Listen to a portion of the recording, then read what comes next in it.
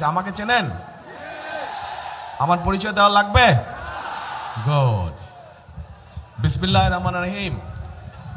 আজকের এই নির্বাচনী জনসভার সম্মানিত সভাপতি, এ ভাই স্লোগান বন্ধ করতে হবে, স্লোগান বন্ধ না করলে বক্তব্য দিব না।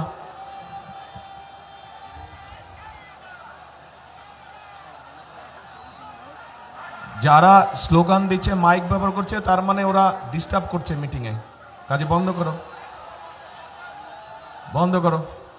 হ্যাঁ, স্লোগান বন্ধ করতে হবে, একদম শান্ত হতে হবে। অনেক রাত হয়ে গেছে, এখন শান্ত হতে হবে, শান্ত হতে হবে। প্রিয় ভাই বোনেরা, বক্তব্য শুনবেন? আচ্ছা, তাহলে কথা বলি আমি, কিন্তু একটু শান্ত হয়ে বসতে হবে সবাইকে, তাহলে কথা বলা যাবে। হইচই করলে তো কথা বলা মুশকিল। এখন এই যে এখানে হাজার হাজার ভাই বোনেরা উপস্থিত আছেন, মঞ্চে দলীয় নেতা কর্মীরা আছেন, সামনে মুরব্বীবর্গ আছেন। আসসালামু আলাইকুম। আসসালামু আলাইকুম। ভালো আছেন সবাই? আচ্ছা, প্রথমেই আমি আপনাদের কাছে ক্ষমা চাই নিচ্ছি, কারণ আমাদের এখানে আসার কথা ছিল 6টার সময়। আমরা এসেছি এখন কটা বাজে? 12টা বেজে গেছে না? 12টা বাজে, 12টা 12:30 বাজে বোধ নাকি? 3 মিনিট কম 12টা, 6 ঘন্টা লেগেছে। কারণ সেই ময়মনসিংহ থেকে আসার পথে সারা রাস্তা শুধু আপনারা যেরকম এখানে অপেক্ষা করছেন, ঠিক সারা রাস্তা মানুষ এরকম অপেক্ষা করছিল। সকলের সাথে একটু হাত মেলে আসতে আসতে অনেক সময় লেগে গেছে, আপনাদেরও কষ্ট হয়েছে। সেই জন্য আমি সকলের পক্ষ থেকে দুঃখ প্রকাশ করছি। এখন প্রিয় ভাই বোনেরা, রাত তো অনেক হয়ে গেছে, কথা লম্বা করে লাভ নাই। এই যে গাজীপুর শিল্পনগরী, গাজীপুর আমি মনে করি শুধু শিল্পনগরী না, এটি হচ্ছে বাংলাদেশের গার্মেন্টসের রাজধানী, গার্মেন্টস নগরী বা গার্মেন্টসের রাজধানী। এখন এই গার্মেন্টসে আমাদের লক্ষ লক্ষ মা বোনেরা কাজ করে, ভাইরাও কাজ করে এখানে। এই গার্মেন্ট শিল্প কে এনেছিল এই বাংলাদেশে জানেন আপনারা? কে এনেছিল বলেন তো? জিয়াউর রহমান, শহীদ রাষ্ট্রপতি জিয়াউর রহমান এই গার্মেন্ট শিল্পকে এই বাংলাদেশে নিয়ে এসেছিলেন। তার ফলে লক্ষ লক্ষ মানুষের কর্মসংস্থানের ব্যবস্থা হয়েছে, মা বোনদের কর্মসংস্থানের ব্যবস্থা হয়েছে। এই যে বিদেশে আমাদের শ্রমিক যায়, সেই শ্রমিক পাঠানোর ব্যবস্থা কে করেছিলেন? সেটাও শহীদ রাষ্ট্রপতি অর্থাৎ বিএনপি সরকারই করেছিল। তারপরে এই যে আজকে মা বোনরা যে ফ্রি শিক্ষা, আমাদের মেয়েরা যে ফ্রি শিক্ষা পায় স্কুলে, সেই ক্লাস 1 থেকে ইন্টারমিডিয়েট পর্যন্ত, এটা কে করেছিল বলেন তো? খালেদা জিয়া। কাজেই এখন দেখেন, এই তিনটা দিয়ে একটা জিনিস বোঝাই দিলাম আপনাদের সকলকে, পরিষ্কার হয়ে গেল যে এই দেশের খেটে খাওয়া মানুষের জন্য যদি কোনো দল কাজ করে থাকে, সেটা বিএনপি একমাত্র করে থাকে। প্রিয় ভাই বোনেরা, আগামী 12 তারিখে নির্বাচনে বিএনপি ইনশাল্লাহ জয়ী হলে পরে আমরা অনেকগুলো পরিকল্পনা নিয়েছি। তার মধ্যে একটি পরিকল্পনা হচ্ছে এই যে যেমন গার্মেন্ট শিল্প আছে, এই গার্মেন্ট শিল্পের মতো নতুন আরো আমরা শিল্প আনবো, যেখানে আমাদের আরো বেশি সংখ্যক মা বোনেরা কর্মসংস্থানের ব্যবস্থা হবে, যেখানে আমাদের তরুণ ভাই বোনেরা সেখানে কর্মসংস্থানের ব্যবস্থা করতে হবে। নতুন শিল্প আমরা এই দেশে নিয়ে আসব, যেখান থেকে আবার দেশে আরো বেশি বিদেশে রফতানি হবে। এখন শুধু সেটাই নয়, আমরা এই যে লক্ষ লক্ষ মা বোনেরা আছে, এই মা বোনদের কথা চিন্তা করে আমরা আরেকটি পরিকল্পনা গ্রহণ করেছি। এই খেটে খাওয়া মানুষদের জন্য, যেই মারা খেতে খায়, কষ্ট করে সারাদিন পরিশ্রম করে, সেই মায়েদের জন্য আমরা দলমত নির্বিশেষে প্রত্যেকটি মায়ের জন্য, বিশেষ করে খেটে খাওয়া মা যারা, তাদের জন্য আমরা একটি কার্ড দিব, যেটির নাম ফ্যামিলি কার্ড। এবং সেখানে সেই কার্ডের মাধ্যমে আমরা প্রত্যেকটি মায়ের পরিবারের কাছে সরকারের পক্ষ থেকে একটি সহযোগিতা পৌঁছে দিতে চাই, যেন মাস শেষে তাদের কষ্ট কিছুটা কম হয়। কেমন লাগলো পরিকল্পনা?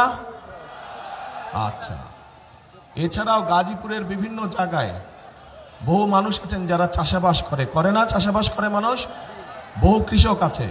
এই কৃষক ভাইদেরকে আমরা সহযোগিতা করতে চাই। এবং সেই জন্য কৃষক ভাইদের জন্য আমরা একটা কৃষক কার্ড তৈরি করেছি, যেই কার্ডের মাধ্যমে আমরা কৃষক ভাইদের কাছে সহযোগিতা পৌঁছে দেব, যাতে করে কৃষক ভাইদের উপকার হয়।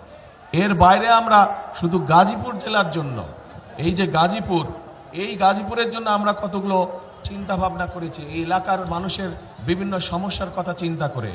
যেমন আপনাদের এইখানে জয়দেবপুর রেল ক্রসিং এর উপরে একটা ওভারপাস নির্মাণ করা, যেটা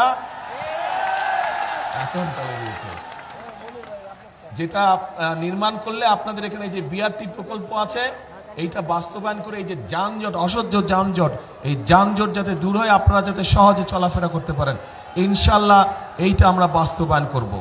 শুধু তাই নয়, বিশেষ করে আমাদের নারী শ্রমিক যারা আছেন তারা যাতে নিশ্চিন্তে টেনশনে না থাকেন সন্তানদেরকে নিয়ে, সেই জন্য কিছু কিছু গার্মেন্টসে আছে, বাট সকল শিল্প প্রতিষ্ঠানে আমরা আমাদের বোনদের জন্য তাদের বাচ্চারা যাতে ঠিকভাবে থাকে, ঠিকভাবে তাদের দেখাশোনায়, তাদের জন্য ডে কেয়ার সেন্টার তৈরি করার পরিকল্পনা আমরা নিয়েছি। প্রিয় ভাই বোনেরা, আপনাদের এখানে বড় বড় কয়েকটি খাল আছে, তুরাগ, তারপরে লবণদহ আর চিল্লাই খাল আছে। এগুলো কি বন্ধ হয়ে গেছে? এগুলো পানি আছে না নাই? চলে? হ্যাঁ, দূষণে সব বন্ধ হয়ে গেছে। তো এটা কি খাল খনন করা দরকার, পরিষ্কার করা দরকার? করবেন সবাই মিলে? আমরা যদি শুরু করি কাজ, করবেন? কারা কারা যাবেন? হাত তুলেন। কারা কারা পরিষ্কার যাবেন? ঠিক আছে, ইনশাল্লাহ 12 তারিখে ধানের শীষকে যদি বিজয় করে নিয়ে আসেন, এই তিনটাকে দূষণ মুক্ত করব আমরা, তিনটা খালকে পুনর্খনন করব আমরা, যাতে এখান দিয়ে পরিষ্কার পানি চলাচল করতে পারে। ইয়েস, লাগা লাগা ধান লাগা। প্রিয় ভাই বোনেরা, আপনাদের এখানে শ্রমিক ভাইদের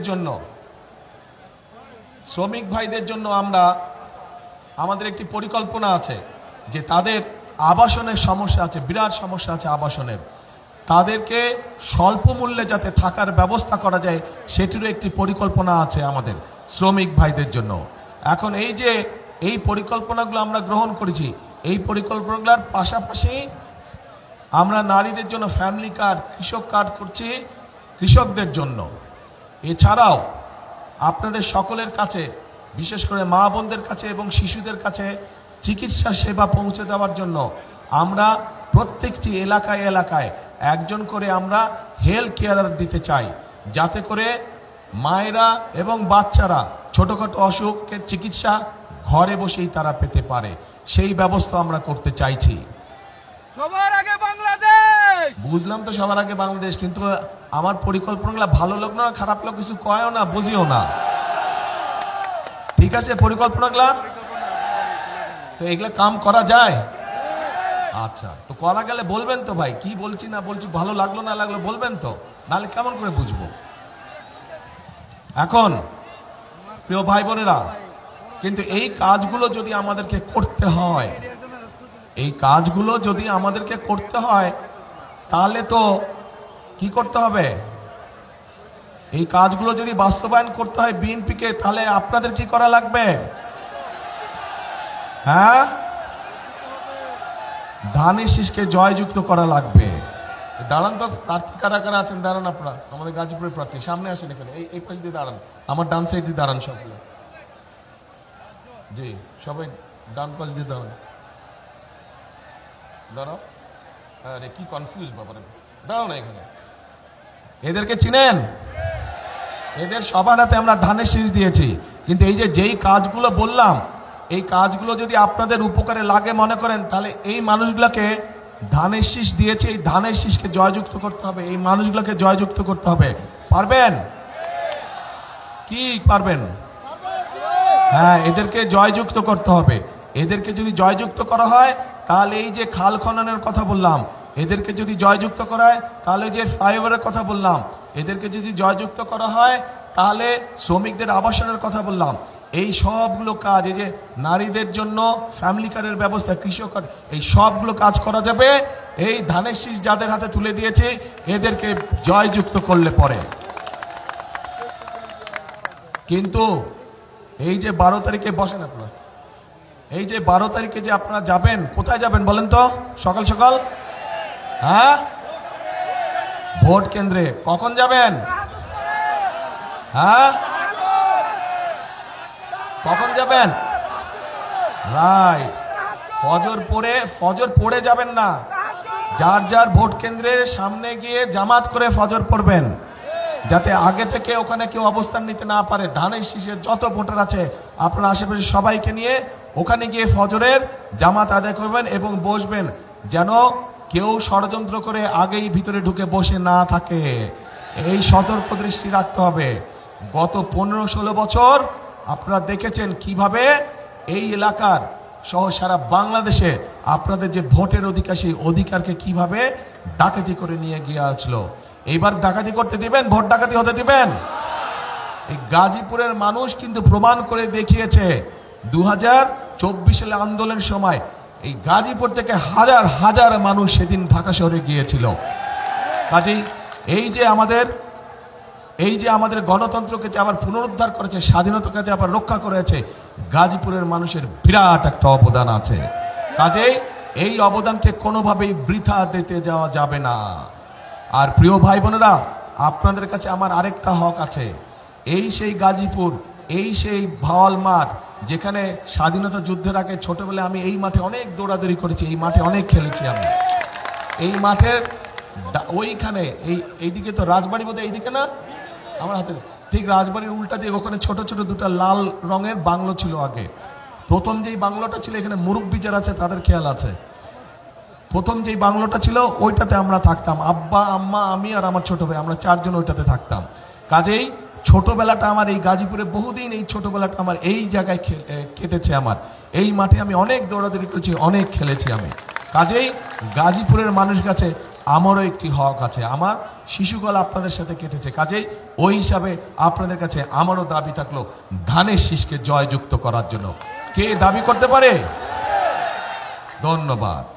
এখন প্রিয় ভাই বোনেরা, আন্দোলন হয়েছে, সংগ্রাম হয়েছে, স্বৈরাচার বিদায় হয়েছে দেশ থেকে। এখন হচ্ছে দেশ গড়ার পালা, এখন হচ্ছে মানুষের ভাগ্য পরিবর্তন করার সময়। কাজেই আমাদেরকে পরিশ্রম করতে হবে, আমাদেরকে কাজ করতে হবে, আমাদেরকে ঐক্যবদ্ধ থাকতে হবে। আমরা যদি ঐক্যবদ্ধ থাকি, আমরা যদি কাজ করি, আমরা যদি পরিশ্রম করি, ইনশাল্লাহ ধীরে ধীরে আমরা আমাদের সেই প্রত্যাশিত বাংলাদেশকে গড়ে তুলতে সক্ষম হব। কে একসাথে আমরা কাজ করব? ইনশাল্লাহ। সেজন্যই আমি বলি, সেজন্যই আমি একটি কথা বলি, করব কাজ, কে করব কাজ, গড়ব দেশ। সবার আগে, রাইট, সবার আগে বাংলাদেশ। কাজেই সেই বাংলাদেশকে যদি গড়ে তুলতে হয়, তাহলে আমাদেরকে একসাথে থাকতে হবে, আমাদেরকে সঠিক লোককে ভোট দিয়ে জয়যুক্ত করতে হবে, যাতে তারা আপনাদের সমস্যার সমাধান করতে পারে, এলাকার মানুষের সমস্যা করতে পারে, এলাকার সমস্যার সমাধান করতে পারে। এবং আমাদেরকে সতর্ক থাকতে হবে, যেই অধিকার আদায় করার জন্য হাজার হাজার মানুষ জীবন দিয়েছে, সেই অধিকার যাতে ষড়যন্ত্রকারে আর কেউ ছিনিয়ে নিতে পারে না। এই ব্যাপারে আমাদেরকে সতর্ক থাকতে হবে, সজাগ দৃষ্টি রাখতে হবে। প্রিয় ভাই বোনেরা, ইনশাল্লাহ খাল খনন কর্মসূচিতে আপনাদের সাথে আবারও ইনশাল্লাহ দেখা হবে, কিন্তু সেটা 12 তারিখের পরে।